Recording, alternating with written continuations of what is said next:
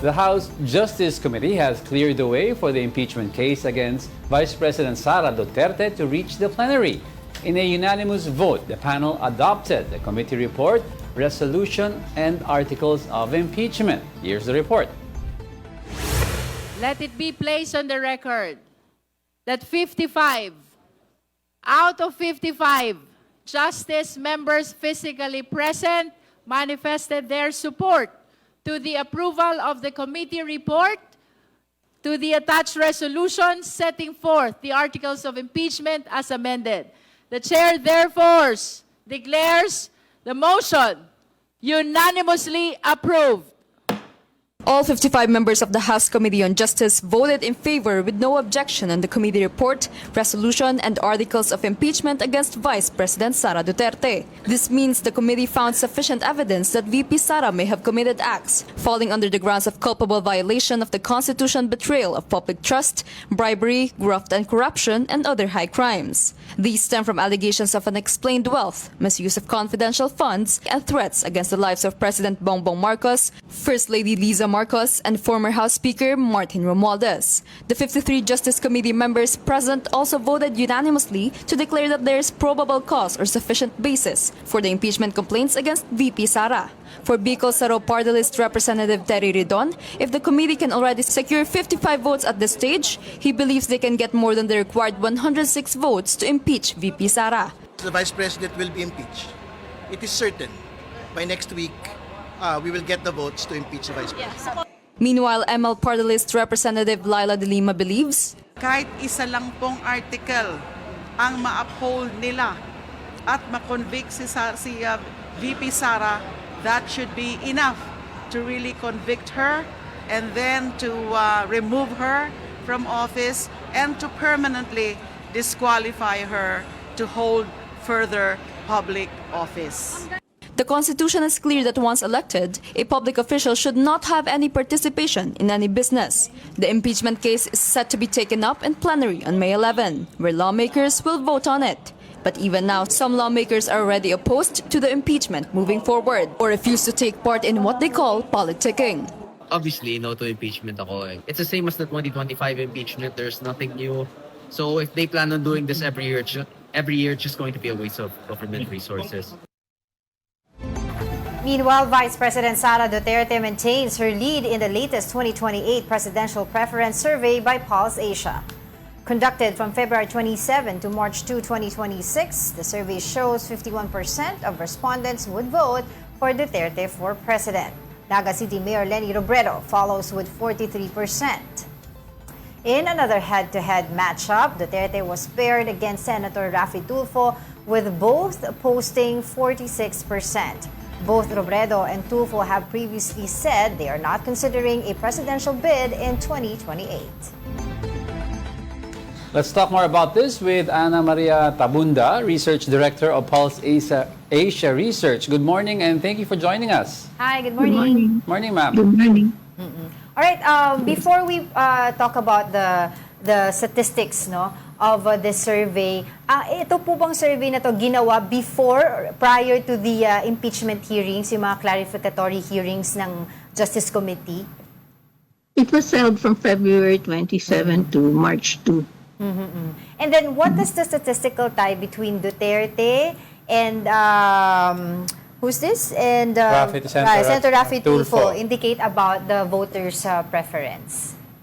Well, it shows that if it's only one-on-one, meaning only two candidates will run for president, that you have about nearly half as many not preferring Sara Duterte as those who prefer her. And based on previous surveys po, ma'am, may mga noticeable shifts ba with regards to yung numbers, or was this expected? We're essentially getting the same results as from earlier probes. And ang ibig sabihin po ba nito, nakikita po natin, although si VP Sara pa rin yung mataas sa survey, pero mayroon pong pag-increase din sa side po ni VP Leni Robredo. Does this mean po na people are now looking for another leadership style? Well, some of them are looking for another leadership style, but some continue to prefer the Duterte style. Right. Pero how significant po yung gap, no, nitong pag-increase ni former Vice President Leni Robredo, now Mayor, doon po sa percentage ni VP Sara? Well, kasi one-on-one yan eh. Opo. Kaya tumaas si former Vice President Leni Robredo. Pero kapag maraming names, malaki yung lead ni Sara Duterte sa next candidate. And then yung pagsabi po o yung pagsama kay Senator Raffy Tulfo, does this indicate dahil ngayon po kahit papaano, wala pa po talagang certain, aside from VP Sara, na gustong tumakbo or publicly, announcing na sila po ay tatakbo in the presidential elections. Tama po ba yun? Ano po yung question dyan? So, kumbaga po, parang kaya po nakikita natin na ito lang po muna si Senator Raffy Tulfo at saka si VP Mayor Leni Robredo yung nandito sa options natin. Is it because si VP Sara pa lang naman po talaga officially ang nag-a-announce na may interesado siya na tumakbo bilang presidente? Definitely may effect yung siya lang yung nag-a-announce.